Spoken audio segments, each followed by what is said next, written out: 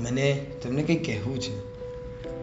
શાયદ તમને ખરાબ લાગશે, મગર अपनी આ દોસ્તી ના રિશ્તો હવે મને કંઈ સમજમાં નહીં આવી રહ્યો. મેં આ દોસ્તી તોડવા ચાહું છું.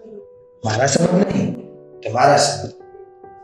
આમ તો મેં જ તમને દોસ્ત બનાવ્યો. શુરુના દિનો ઘણા ફાઇન હતા અને બાસ જગા ઉપર તમે દોસ્તી બી નિભાવી, ફાયદાઓ બી થયા. मगर મને આ દોસ્તીના દરમિયાન ફાયદાઓ સે જ્યાદા ઘણું નુકસાન થયું છે. ये बात એ મને આજે સમજમાં આવી રહી છે. તમે મારો પૂરો વખત લઈ લેતા હતા. કોઈ વાર તો દિન રાત જમાન પાણી કઈ ચીજની ખબર જ નહોતી પડતી.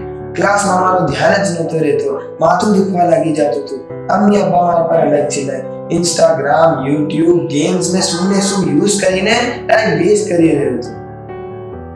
મેં ભૂલી રહ્યો હતો કે અસલ મજા તો બહાર નીકળવામાં છે. દિવસો પછી દિવસો ડેઝી થતો જ રહ્યો હતો. મગર બસ હવે મેં એ સહી દોસ્તોને ચૂની લીધા છે. હવે મારા નશાતની વાત જ કઈ અલગ છે. સગલા મને દેખીને ખુશ થાય છે. હવે મેં અલાઇવ ફીલ કરું છું. મને મારામાં ચેન્જ જોવાઈ રહ્યો છે અને આ નવા દોસ્તો સાથે મજા તો આવી જ રહી છે, મગર ફાયદો તો ઘણો થઈ રહ્યો છે. અને દોસ્તો તો એવા જ હોય ને જે તમને સ્પેશિયલ ફીલ કરાવે, હિલી મિલીને રહેતા હોય, નેક હોય, એકબીજાની ફિકર રાખતા હોય. કઈ નહીં, આપણે મળશું કોઈ વાર પછી.